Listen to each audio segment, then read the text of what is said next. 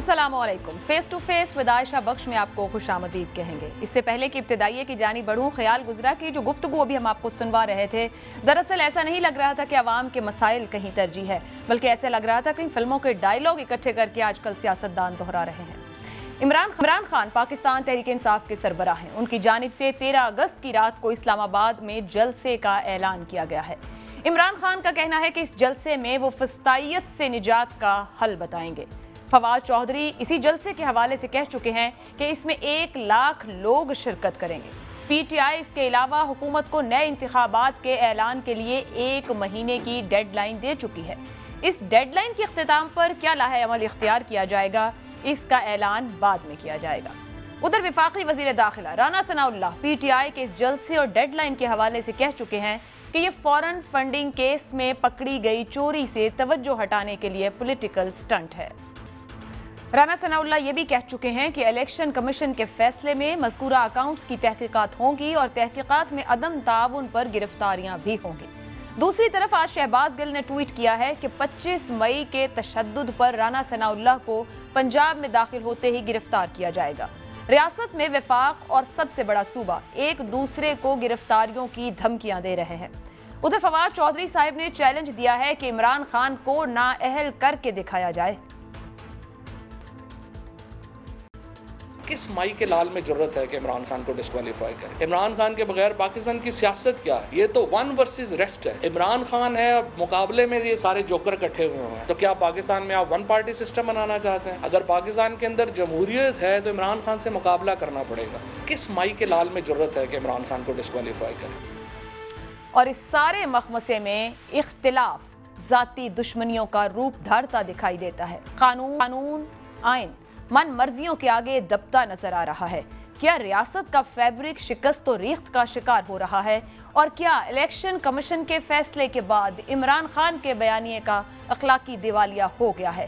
یہ چند بنیادی سوالات اور نکات انہی کے گرد آج کی گفتگو رہے گی کہ ہم جس گاڑی میں موجود ہیں وہ جس تیزی سے آگے بڑھ رہی ہے، اس میں کوئی بریک، کوئی یو ٹرن موجود ہے یا پھر بریک فیل ہو چکے ہیں اور ہم تیزی سے پستی کی جانب بڑھ رہے ہیں.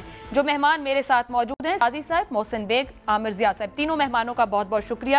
گفتگو کا آغاز کریں گے. جو حالات اس وقت ہمارے سامنے ہیں، جس طرح کے بیانات اور سیاسی عدم استحکام ملک میں ہے، جہاں پورے نظام کو چیلنج کیا جا رہا ہے، پورے نظام کو ہی یہ ثابت کرنے کی کوشش کی جا رہی ہے کہ ایک پاگل پن ہے، نااہلی ہے، کسی کی کوئی کریڈیبلٹی نہیں ہے، تو آگے ہے کیا ہمارے ہاتھ؟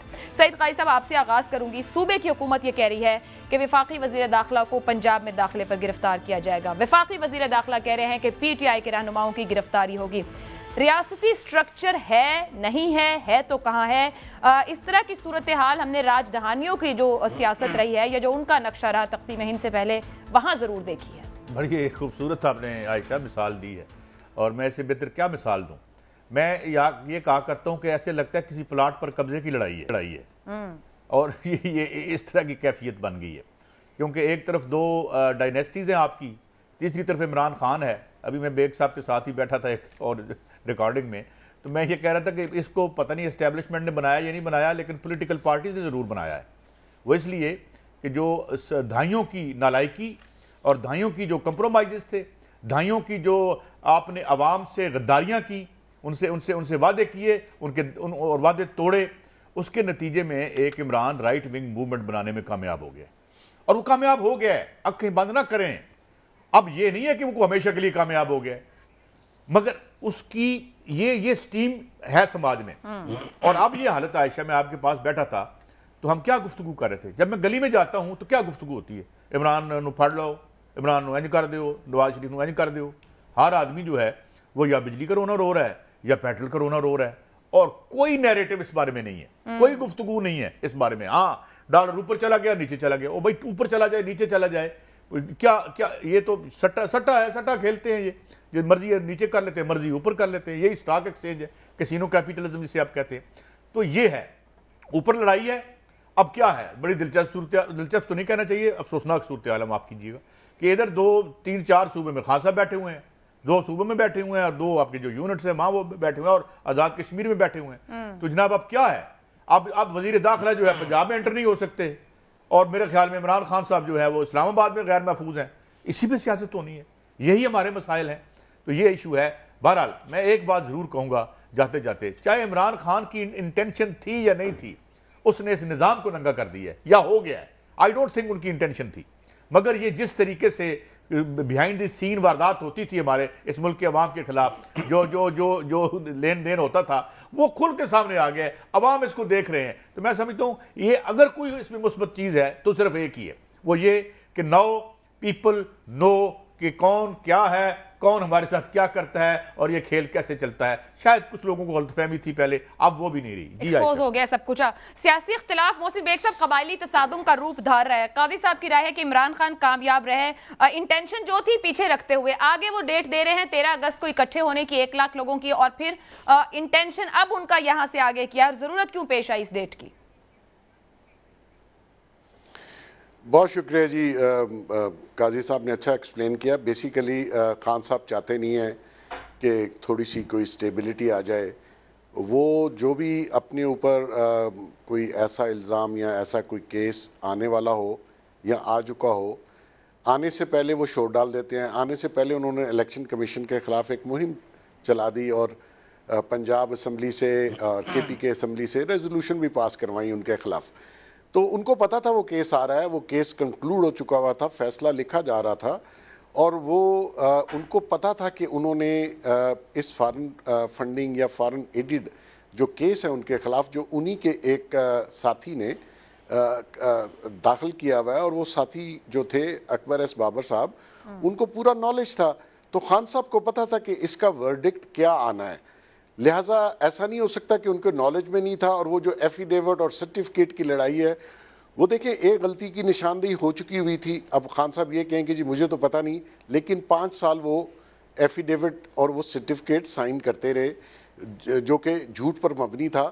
اور یہاں پہ یہ اب ڈبیٹ ہو رہی ہے جی خان صاحب نے 33 کروڑ ہی صرف نکلا ہے. وہ 33 کروڑ نہیں ہے، 33 کروڑ ہو بھی جو کہ پروون ہے، لیکن اس میں اور بہت سی چیزیں نکلیں گی جو اب ایف آئی اے انویسٹیگیٹ کر رہا ہے. تو مقصد یہ ہے کہ وہ چاہتے ہیں کہ میں اتنا زیادہ فس کریٹ کر دوں اس ملک میں کہ اس کے بعد نہ کوئی ادارہ بچے نہ کچھ. اور یہ جو دھمکیاں وہ دے رہے ہیں جی 13 کو بتائیں گے اور پھر کبھی 18 کو بتائیں گے، مقصد یہ ہے کہ ان کو لا کو فالو کرنا پڑے گا. اگر باقی سب لوگوں نے غلطیاں کی، اس کی سزا بھگتی ہے، تو ان کو یہ کوئی اوپر سے نہیں آئے ہوئے، ان کو بھی چاہیے کہ اس لا کو فالو کریں.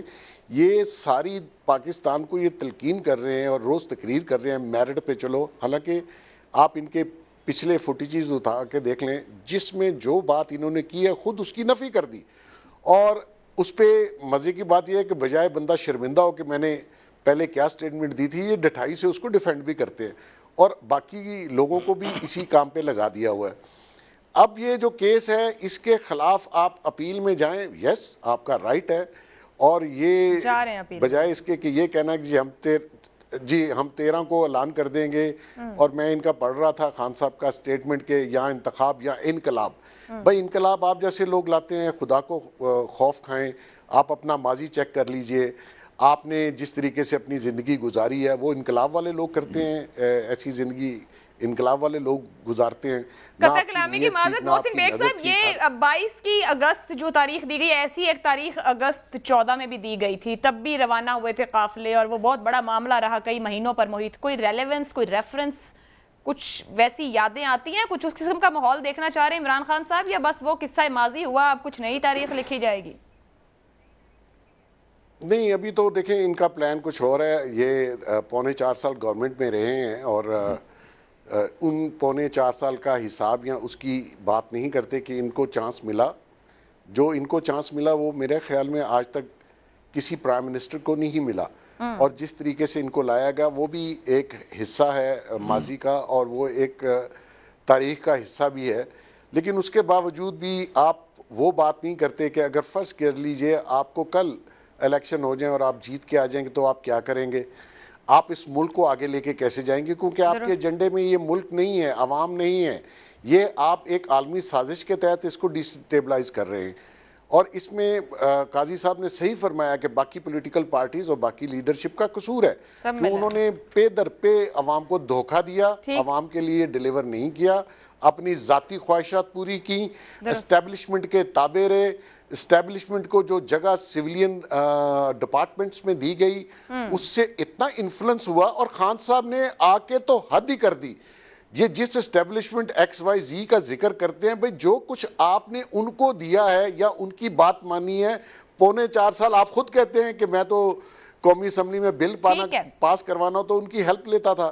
درست. تو ایسی صورت میں آپ کس سے گلا کر رہے ہیں اور کیا گلا کر رہے ہیں اور کون گلا کر رہے ہیں؟ اس کو فائٹ کریں. میں عامر صاحب آپ کی طرف آؤں گی. قاضی صاحب نے کہا کہ پلاٹ پر قبضے کی لڑائی ہے, اور محسن بیگ صاحب اس کو اس طرح کہہ رہے ہیں کہ سیاستدان کے ایجنڈے میں عوام نہیں ہے. یہ نون لیگ اور پی ٹی آئی یا یہ جو اس وقت سیاسی اختلاف ذاتی نفرت اور دشمنی میں بدل گیا ہے, یہ جان بوجھ کر ہونے دیا جا رہا ہے کہ اس میڈنس کو بڑھایا جائے, یہ میتھڈ لیس معاملے تک پہنچ جائے آپ کے خیال میں, یا سیاستدان واقعی عقل نہیں رکھ رہا کہ وہ کیا لڑائی لڑ رہا ہے اور کس کی لڑائی لڑ رہا ہے؟ سیاستدانوں کی عقل سے جو بڑا زیادہ سوال ہے نا, جو سعید قاضی صاحب نے بھی جس پہ بات کی اور آپ کی بھی ابتدائی کلمات میں تھا, انٹرو میں تھا, وہ یہ کہ یہ جو نظام ہے وہ فیل ہو رہا ہے ہمارا. اور یہ جو کہتے ہیں نا کہ نظام ننگا ہو گیا اور ادارے جو ہیں وہ چیزوں کو ڈیلیور نہیں کر پا رہے, تو اس وقت جو پورا مسئلہ یہ ہے کہ ہم لوگ بہت زیادہ توجہ دیتے ہیں کہ جی یہ ایک شخص جو ہے ذمہ دار ہے. یقیناً تاریخ میں فرد کا کردار ہوتا ہے اور بڑا اہم ہوتا ہے, لیکن ہمیں اس چیز کو بھی سمجھنا چاہیے کہ ہمارا نظام جو ہے وہ امپلوڈ کر رہا ہے, وہ خود بخود جو ہے نیچے گر رہا ہے. اور اس کی ایک بہت بڑی آپ کے سامنے جو میں مثال دوں گا کہ 1973 کے آئین سے ہم چمٹے ہوئے ہیں, ماشاءاللہ 49 سال ہو گئے, 50واں سال اگلے برس ہو جائے گا. اس 50 برس میں آپ دیکھیں ملک میں استحکام نہیں آیا. فوجی حکومت آئی, فوجی حکومت دوبارہ سے انہی لوگوں کو دے کر چلی گئی, اور اس کے نتیجے میں پھر ہم نے دیکھا کہ ملک میں ڈی اسٹیبلائزیشن تھی, اس کے اندر ایک انارکی کی صورتحال ہر کچھ عرصے کے بعد پیدا ہو جاتی, انتشار پیدا ہوتا ہے. تو وہ چیز جو ہے بالکل جاری و ساری ہے, اور اب جو ہے وہ بحران کہیں بڑا ہے. میں اس کو سیاستدانوں کا بحران نہیں کہہ رہا, میں ریاست پاکستان کا بحران کہہ رہا ہوں, کیونکہ ہمارا ہر ادارہ جو ہے کوسچن مارک ہے. پارلیمنٹ سے آپ شروع کریں, پارلیمنٹ جو کہ نامکمل ہے, جس میں 120 اراکین نہیں بیٹھ رہے, اور وہ پارلیمنٹ وہ قانون سازی کر رہی ہے جس کا عوام سے کوئی تعلق نہیں ہے. وہ قانون سازی کرتی ہے کہ جی نیب کے قوانین تبدیل کر دیتے ہیں تاکہ کچھ لوگوں کو فائدہ ہو جائے. نیب 99.9% پاکستانیوں کا مسئلہ نہیں ہے, رولنگ ایلیٹ کا بھی پورا مسئلہ نہیں ہے, صرف کچھ خاندانوں کا اور ان کے حوالیوں کا مسئلہ ہے. تو وہ آپ قانون تبدیل کرتے ہیں کس لیے کہ جی کچھ کو فائدہ ہو. اب بات ہو رہی ہے کہ جی پھر ایک شخصی اس کے لیے, یعنی کہ نواز شریف صاحب کو واپس لانا ہے, تو جناب ہم پھر قانون سازی کریں گے, ہم پھر آئین تبدیل کر دیں گے. تو پھر آپ دیکھیں کہ پارلیمنٹ جو ہے ایک تو خود نامکمل ہے, کویسچنبل ہے اس کا رول, اور اب وہ جو کچھ کام کر رہے ہیں اس سے مزید ان کی جو مطلب عزت میں نہیں سمجھتا کہ اضافہ ہوگا, بلکہ لوگوں کا عدم اعتماد بڑھے گا. پھر آپ دیکھیں الیکشن کمیشن, اس کا جو وہ فیصلہ کرتا ہے اس کے اوپر ایک سوالیہ نشان ہے. وہ اپنے بیسک کور فنکشن کو کرانے میں ناکام رہتا ہے. وہ شفاف انتخاب کرانے میں, بائی الیکشنز میں آپ دیکھ لیں کیا ادھم مچتا ہے, جو ہم نے دیکھا سندھ میں کیا ہوا. تو آپ یہ دیکھیں کہ وہ ادارہ بھی شکوک و شبہات کا شکار ہے. پھر اسی طرح ہمارے بعض حلقے جو ہیں, یہی پارلیمنٹ جو ہے عدلیہ پہ حملہ آور ہو رہی ہے, وہ چاہتی کہ جی چیف جسٹس کے جو اختیارات ہیں اس کو سلب کر دیا جائے. یہ بھی آپ کو نظر آتا ہے کہ اداروں کا کرائسس ہے. پھر لوگوں کو جو ملٹری اسٹیبلشمنٹ کی بات کرتے ہیں کہ بہت سارے پاکستانیوں کو ہمیشہ سے جو ہے فوج سے بہت امیدیں وابستہ رہی ہیں, تو ہر چیز اس وقت کوسچن مارک ہو گئی ہے. اور اس کی بڑی وجہ یہ ہے, صرف ایک وجہ ہے کہ آپ نے 21ویں صدی کے پاکستان میں 20ویں صدی کی سیاست مسلط کرنے کی کوشش کی جا رہی ہے. آپ وہی دو خاندانوں کو اس ملک میں مسلط کر رہے ہیں کہ جن کے بارے میں کوئی مطلب ہے کوئی ابہام نہیں ہونا چاہیے کہ جناب انہوں نے جو اس ملک کے ساتھ کیا, اور آپ چاہتے ہیں کہ پھر دوبارہ ریورس گیئر لگا کر آپ پاکستان کو 1990 کی دہائی میں دھکیل دیں, تو بھائی اس سے کام نہیں چلے گا. ہم نہیں کہتے عمران خان کوئی بہت چیمپئن ہے, جو بھی ہے ہم بہت تنقید کر سکتے ہیں, لیکن عمران خان اس وقت ایک ڈیفائنس کی آواز ہے, اور وہ کم از کم بالکل صحیح کہا انہوں نے کہ رائٹ ونگ موومنٹ بنا دی انہوں نے, اور عوام میں مقبولیت ہے. لیکن اصل مسئلہ ہے کہ وہ چیلنج ان لوگوں کو کر رہا ہے. عمران کو جو فائدہ ہے اس وقت کہ ان کے سامنے جو لوگ ہیں, آپ دیکھیں جمیعت علماء اسلام, خاندانی سیاست, ولی خان کی پارٹی ANP, ان کے بیٹے کھڑے ہوئے ہیں, وہ ہاؤس آف زرداری سامنے ہے, ہاؤس آف شریف سامنے ہے. تو زمانے میں پنپنے کی یہ باتیں نہیں ہوتی عائشہ صاحبہ, یہ ملکوں کو برباد کرتی ہے اس طرح کی سیاست, اور جو ہو رہا ہے. بڑا سوال آپ نے رکھا, ریاست پاکستان کا بحران, اور سامنے ایک بڑا سوالیہ نشان. جتنے ادارے ہیں ان سب پر خود پارلیمان میں بیٹھے الیکٹڈ لوگ سوال اٹھا رہے ہیں اور پوچھ رہے ہیں کہ حل کیا ہے. بریک پہ جائیں گے, بریک سے واپس آئیں گے, اسی پہ بات کریں گے کہ مسلط تو A, B یا C کوئی بھی ہو, نہیں ہونا چاہیے. عوام کا منتخب ہو تو اس ملک کے اوپر اسے بیٹھنا چاہیے اور جواب دہی ضروری ہے. کیا کوئی طریقہ, کوئی راستہ ابھی بھی میسر ہے؟ اس بریک کے بعد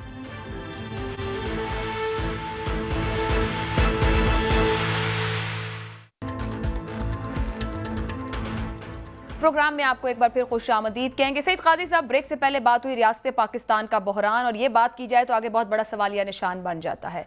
आज जो जमात अपोजिशन में है, वफाक में, वो कह रही है ये पागलपन हो रहा है, इदारे जानिबदार हैं, कोई एक इदारा नहीं, इलेक्शन कमीशन हो, सुप्रीम कोर्ट हो, एस्टैब्लिशमेंट की बात हो। हमने गुज़िश्ता दिनों देखा कि जब हेलीकॉप्टर हादसा पेश आया उसके बाद किस तरह के ट्रेंड सोशल मीडिया पे चले, और इसके ऊपर फिर कहा गया कि ये बात नहीं की जा सकती, वो नहीं की जा सकती।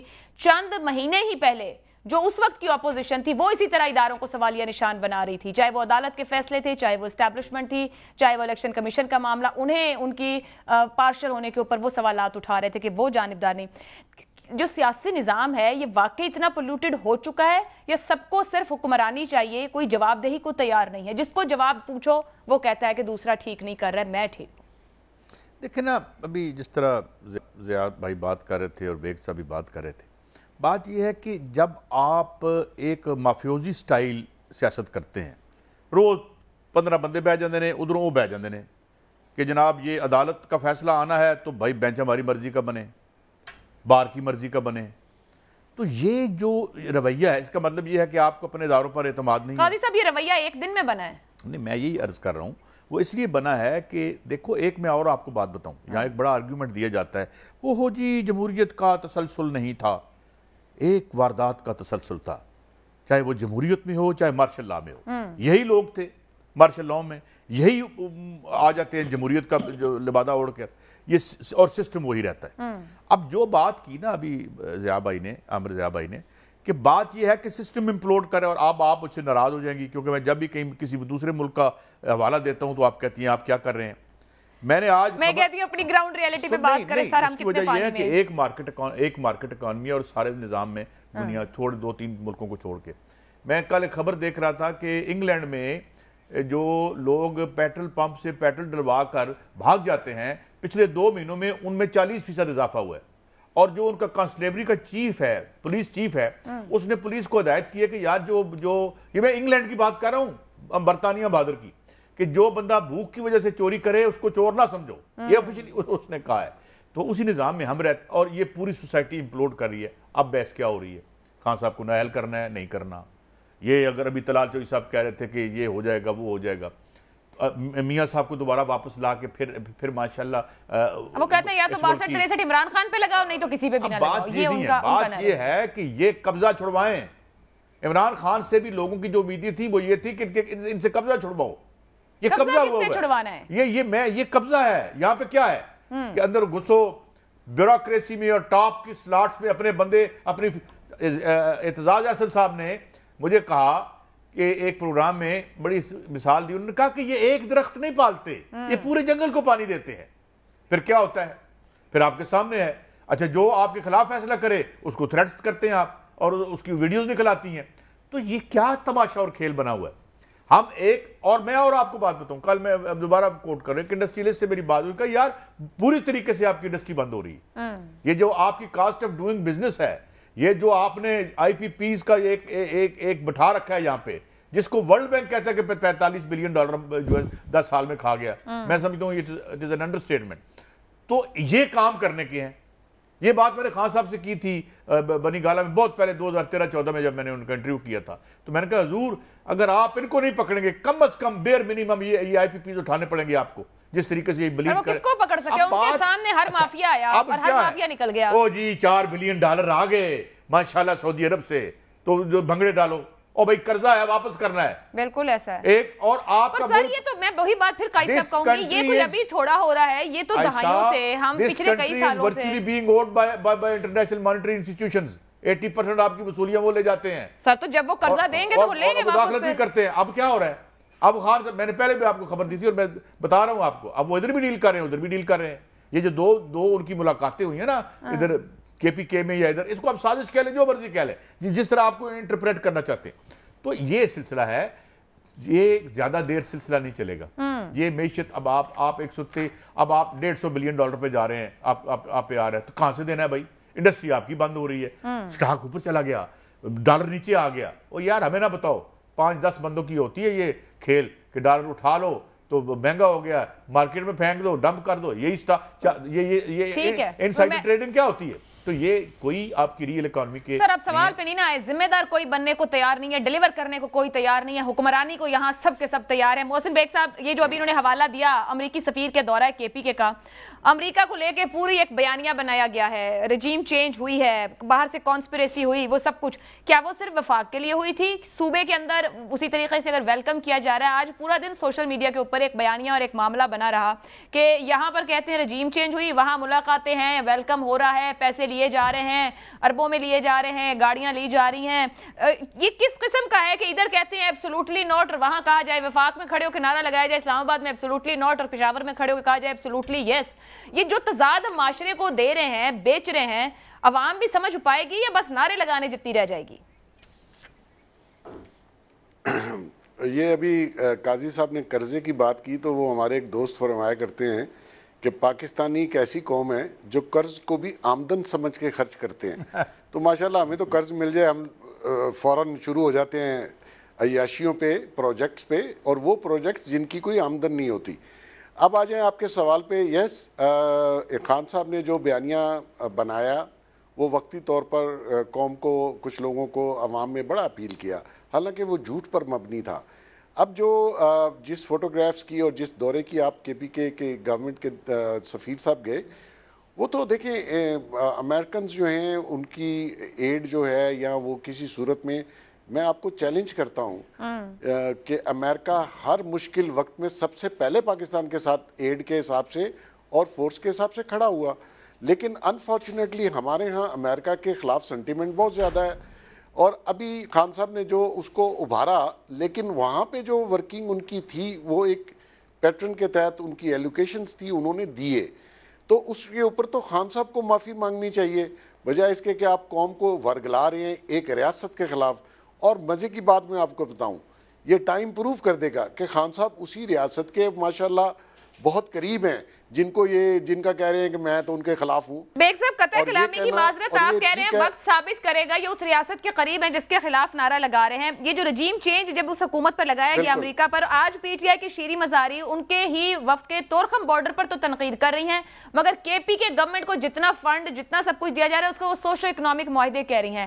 یہ ملکوں سے ملکوں کے تعلقات کو جتنا ہم اپنی داخلی سیاست کے اندر گھسیٹ رہے ہیں، جس طرز پہ لے کے بڑھ رہے ہیں، تو پھر عمران خان صاحب دراصل ہیں کس کے خلاف؟ اس ریاست کے آپ کہہ رہے ہیں قریب ہیں، لین دین ان کا جاری ہے جہاں ان کی حکومت ہے۔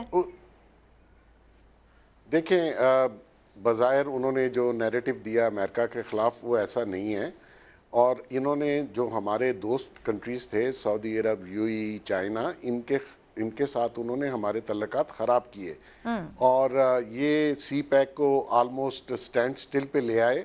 اور چائنیز ڈپلومیٹ سے آپ پوچھ کے دیکھ لیجئے کہ وہ ان کے بارے میں کیا کہتے ہیں، یا سعودی سے پوچھ کے دیکھ لیجئے۔ تو مقصد یہ ہے کہ یہ کام جو یہ کر رہے تھے یا جس طریقے سے انہوں نے گورننس کی 4.25 سال، اس سے تو بظاہر یہ لگتا ہے کہ یہ کسی خاص مقصد کے لیے ان کو لایا گیا فورن ایجنڈے کے تحت کہ اس ملک کی اکانومی، اس ملک کے انٹرنیشنل ریلیشن شپ خراب کیے جائیں۔ اور جب یہ نکلے اس میں دیکھیں قاضی صاحب کو بھی پتا ہے، میں کیونکہ اسلام آباد میں ہوں، کوئی فارن ہینڈ انوالو نہیں تھا ووٹ آف نو کانفیڈنس میں، اور خان صاحب اپنے انٹرویوز میں خود کہہ چکے ہیں۔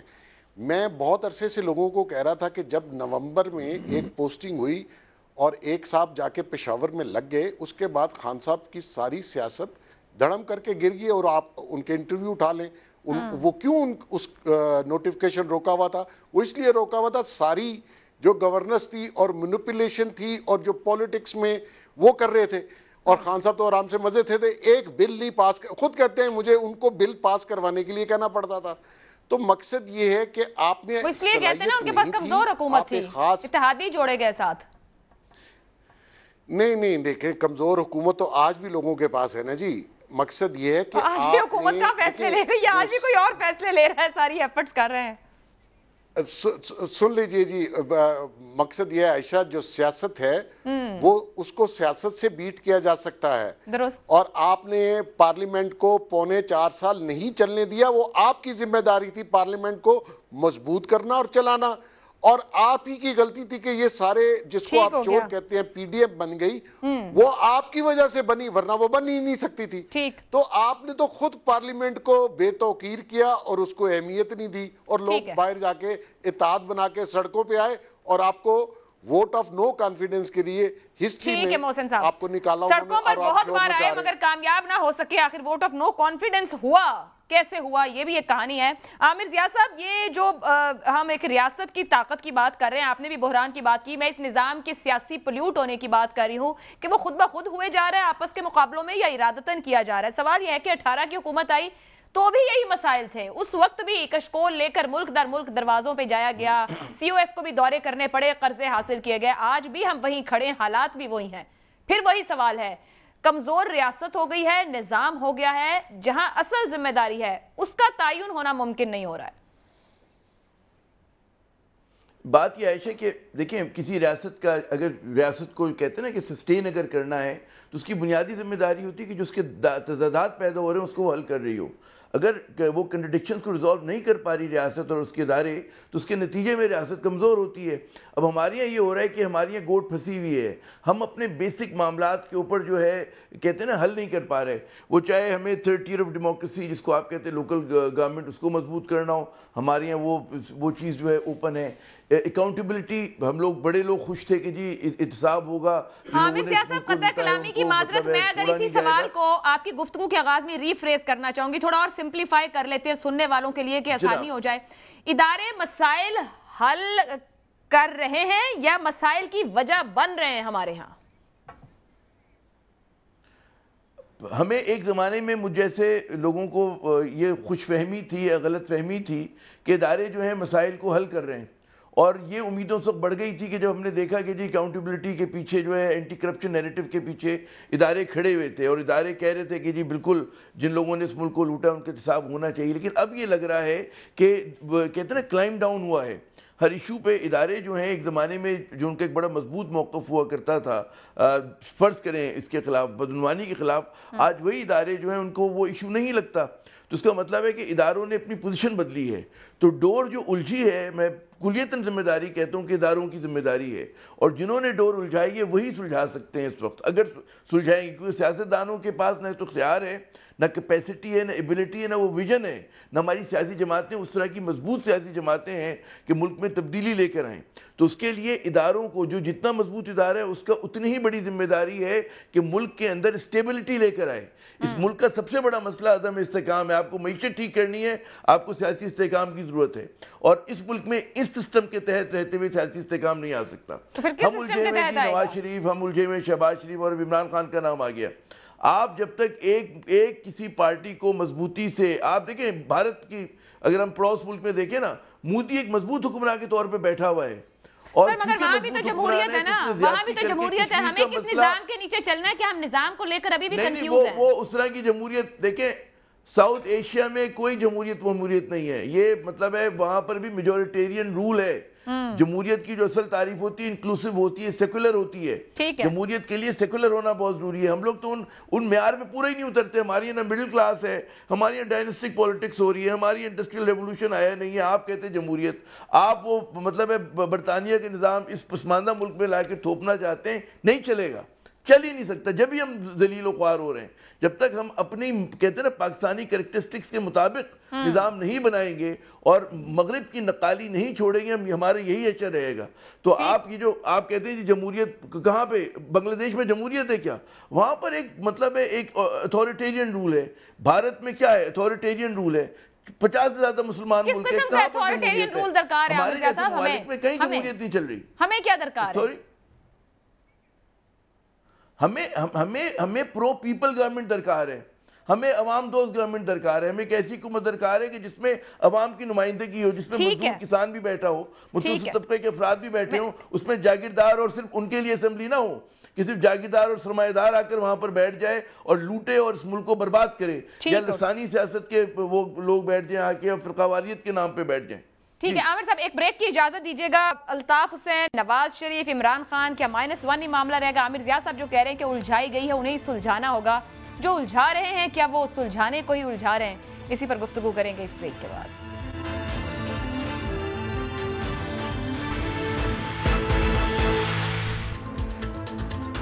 प्रोग्राम के आखिरी हिस्से में आपको एक बार फिर खुश आमदीद कहेंगे। ये मामलात इस कदर उलझाए गए हैं तो क्या सुलझाने को उलझाए गए हैं और क्या अब सुलझाने की कैपेसिटी भी है? सईद काजी साहब, अल्ताफ हुसैन, फिर नवाज शरीफ और अब इमरान खान, क्या ये -1 मामलात का हल है? क्या जो अभी आमिर ज़िया साहब अथॉरिटेरियन रूल की बात कर रहे हैं वो इस निज़ाम में कुछ डिलीवर कर पाएगा?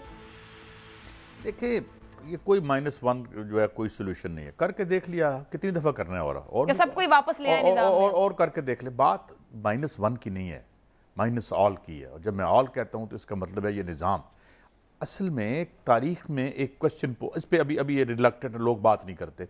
वेस्टर्न लिबरल तो बिल्कुल ही नहीं करते क्योंकि उनका तो जो सारा उधर ही है।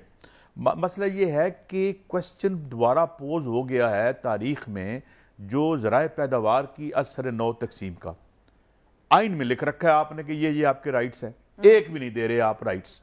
और जिनके कोई राइट नहीं है इस मुल्क पर, उनको सारे राइट लपेट के साथ ले जाते हैं।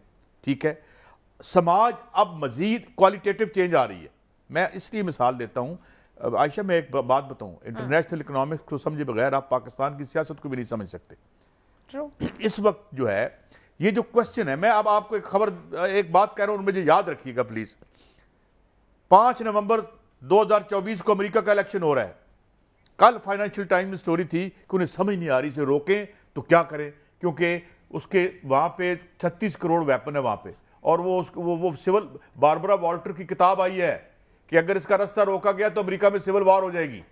ये मैं नहीं कह रहा, ये CNN कह रहा है। रास्ता तो यहाँ भी इलेक्शन का रोकने की कोशिश है। मैं अर्ज करता हूं, इस बात यह है कि यहां जो सियासत नहीं हो रही वो, अरे भाई तुम इस तरह करो, आर्टिकल 1 से लेकर 40 की सियासत करो, उसको बहाल करवाओ, वरना यहां अनरेस्ट कभी इस माशी निजाम के ऊपर कोई पॉलिटिकल स्टेबिलिटी नहीं होगी। ये कब्जे की लड़ाई चलती रहेगी।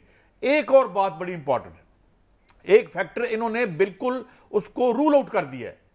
देखो आयशा, यहां पे पार्टियों के मुतबादल होते हैं, जिंदगी, इंसानी जिंदगी का कोई मुतबादल नहीं होता। इंसानों को आप इस वक्त इस समाज के लोगों को दीवार से लगा रहे हैं, आप समझते हैं उनका रिएक्शन नहीं आएगा? आप समझते हैं ये सारे फैसले आप पिंडी, इस्लामाबाद और लंदन में बैठ के करेंगे? वो वक्त गुजर गया है। अब तो लंदन वाले लंदन में फैसला नहीं कर पा रहे। बोरिस जॉनसन जिस तरह निकला जिल्लत के साथ, वो देखें, और कोई अल्टरनेटिव भी नहीं है उनका। और वो क्रैमर को लेके आए हैं जो दूसरा बोरिस जॉनसन है, हालांकि लेबर पार्टी में बैठा हो। तो ये जो वारदात ऊपर चलती थी ना, इनमें कोई फर्क नहीं है सब में। इस निजाम पे इनका सबका जो है वो खान साहब हों या दो पार्टियां हों, इस निजाम पे कभी लड़ाई हुई है? कभी किसी ने कहा है यार क्या हम भी इस तरफ बढ़ रहे हैं कि हमारे पास कोई अल्टरनेटिव नहीं बचेगा? मेरी अर्ज सुने, मैंने एक बहुत बड़े साहब से बात की। मैंने कहा हुजूर, ये आपके फलां साहब के दौर में ये 27,000 एकड़ जमीन बलोचिस्तान से बैन सूबाई जो है वो उसका ट्रांसफर भी होगी, तो हुजूर ये क्या था? तो उन्होंने कहा जी ये असल में जमीन तो उन्हीं की थी ना, एक जागीरदार की बात की। मैं क्या, क्यों उनकी थी? वह कब्जे ग्रुप हैं, कब्जे हैं इनके, और ये कब्जे अब इन्हें छोड़ने पड़ेंगे। अगर इन्होंने लोगों की सांस तंग की तो फिर, और मैं कोट कर रहा हूं, ब्लूमबर्ग को कोट कर रहा हूं, उसने श्रीलंका के बाद कहा there will be a cascade of such events, और ये लिस्टें आ गई हैं। तो ये इंसान बन जाए हम, और हम जो है अब रियल इश्यूज लेके आए, वरना जनाब तलाल चौधरी साहब आ जाते हैं, इधर से मेरा दोस्त भाई फवाद चौधरी आ जाता है, उधर से वो आ जाते हैं। आपके दोस्त हैं हर तरफ से। हम तो दोस्त ही कहेंगे ना। मैं सवाल ये सियासत बिल्कुल जो हो रही है, इसका पाकिस्तान के आम आदमी की माशी हकीकत से कुछ लेना देना नहीं है। और ये सब मोहसिन बेग साहब ये जो कह रहे हैं कि सियासत का आवाम से कोई लेना देना नहीं, तो फिर ये सियासत है क्यों? गुज़िश्ता चंद महीने पहले अगर नैब सवाल करती थी तो उस वक्त की अपोजिशन उस नैब को कहती थी किसी कहने पे चल रही है। आज इलेक्शन कमीशन सवाल करता है जिस जमात से, तो वो कहते हैं किसी के कहने पे चल रहे हैं। ये तो इदारों को भी नहीं कहते कि हम अकाउंटेबल हैं, तो इस अवाम के आगे अकाउंटेबल नहीं होंगे तो फिर काहे को ये सियासत, काहे को फिर निजाम? फिर सवाल तो बनेगा। देखिए आयशा, काजी साहब की बात जो है वो मैं बहुत अरसे से कर रहा हूँ। बेसिकली ये मुल्क लावारिस है, इसका वारिस कोई नहीं है, और अवाम से वाकई सियासत का तल्लुक नहीं है, और अवाम के साथ जो हो रहा है वो ठीक हो रहा है। अगर अवाम पैसे लेके बिरयानी की प्लेट पे वोट देते हैं तो उनके साथ यही सलूक होना चाहिए, और जो इस मुल्क के साथ हो रहा है वो मैं समझता हूँ कोई अचंभे की बात नहीं है। यहाँ पर्सनल इश्यूज हैं, आपने छोटे लोगों को बड़ी कुर्सियों पे बिठा दिया है, उनसे आप क्या तवक्को करते हैं कि वो आवाम के मसाइल और इस मुल्क के मसाइल हल करेंगे? हम कहाँ से शुरू हुए اور کہاں پہ پہنچ گئے اس سارے سفر میں، اس ساری ذلت اور رسوائی میں اس ملک کی اور اس عوام کی. آپ سمجھتے ہیں میرا عمل دخل نہیں ہے، قاضی صاحب کا نہیں ہے، ہم سب کا ہے، کیونکہ ہم لوگوں نے ہی اس ملک کو برباد کیا. اور کوئی یہ سوچ نہیں رہا کہ یہ 25-26 کروڑ لوگ جو ہیں یہ جائیں گے کہاں. اور اگر یہ حالات خراب جیسے جس ڈائریکشن میں آپ اس ملک کو لے کے جا رہے ہیں تو یہ سب کے سامنے ہے. شاید کچھ لوگوں کو یہ گمان ہو کہ وہ بچ جائیں گے اور ہم مارے جائیں گے. نہیں، ان کی باری پہلے آنی، ہماری بعد میں آنی ہے. تو یہ ملک میں کوئی شخص یہ سوچنے کے لیے تیار نہیں ہے، کوئی فورس ہی نہیں کر رہا کہ آپ نے اس ملک کو جس نہج پہ پہنچا دیا ہے اس سے اس ملک کی سلامتی کو خطرہ ہے معاشی طور پر. اور معاشی طور پر میں آج ایک ریڈیو پہ انٹرویو سن رہا تھا وائس آف امریکہ میں، وہ بار بار پاکستان کا ذکر کر رہے تھے کہ از اے بروک کنٹری، مطلب ہم فارغ ہیں پیسوں سے اور مانگ رہے ہیں ادھر ادھر سے. اور کب تک مانگیں گے؟ اب تو آپ کے دوست بھی شرمندہ ہو رہے ہیں کہ کہاں سے دیں گے آپ کو، کتنا دیں گے. دینے والا کب تک دے گا؟ ہم تو شاید مانگنے سے نہ رکیں گے. لیکن مسئلہ یہ ہے کہ آپ نے اس ملک کو، ان جتنے لوگ سیاست میں ہیں یا اداروں میں ہیں یا ہمارے ریاست کے ادارے، ان کو یہ سوچنا چاہیے کہ اس ملک کو ونس فار آل کوئی سمت دے دیں، ان لوگوں کو بٹھائیں. اب آپ دیکھیں، میں نہیں، ہم لوگ ہی ان کو ووٹ دے کے پارلیمنٹ میں بھجواتے ہیں اور پارلیمنٹ میں جو یہ ہمارا حشر کرتے ہیں، کوئی پارلیمنٹ نہیں ہے جس میں کوئی عوام کا فیصلہ ہو. کیا کسی کو بٹھانا پڑے گا تو پھر فیصلے ان کے اپنے ہوں گے؟ اگر کوئی بٹھائے گا تو کیا قانون سازی عوام کے لیے کریں گے؟ یہ میں نے آپ کو بتایا کہ کوئی وارث ہوتا تو بٹھاتا. یہ لوارث ملک ہے، اس کا کوئی حال نہیں ہے. ہر بندہ اپنی تائیں لگا ہوا ہے کہ مجھے یہ مل جائے. ابھی آپ دیکھ لیجئے یہ لڑائی کس چیز کی ہے. وہ انتظار نہیں کر رہا، وہ کہتا ہے الیکشن ملے میں اقتدار میں آ جاؤں. ابھی تو آپ اقتدار سے گئے ہیں یار، 4 مہینے ہوئے. آپ نے پچھلے 4.25 سال کا تو بتا دیں آپ نے کیا کیا. آپ کو پھر لے آتے ہیں، آپ کو پھر میجورٹی دے دیتے ہیں. اور آپ بتائیں تو صحیح، آپ کریں گے کیا؟ جو آپ نے پہلے کیا وہ کریں گے. ملک آپ خود کہتے ہیں سری لنکا بننے جا رہا ہے، آپ کا ایکس انٹیریئر منسٹر کہتا ہے تباہی مچنے جا رہی ہے اگست میں. یہ جو باتیں اور بڑکے آپ مارتی ہیں، یہ مارکیٹ اکانومی کو ڈاؤن کرتی ہیں، یہ سٹاک مارکیٹ کو، یہ چیزوں کو، یہ بزنس کمیونٹی کو ڈراتی ہیں. یہ چیزیں جو انویسٹر ہے وہ ایسے ماحول میں پیسہ جیب سے نہیں نکالتا، اور اگر پیسہ انویسٹ نہ ہو اور سرکولیشن میں نہ آئے تو اکانومی چلتی نہیں ہے. یہ باتیں ان کو بتا، کیونکہ ان کا یہ ایشو نہیں ہے. ان کا نہ بجلی ایشو ہے، نہ پیٹرول ایشو ہے، نہ گیس ایشو ہے، نہ روزگار کا مسئلہ ہے.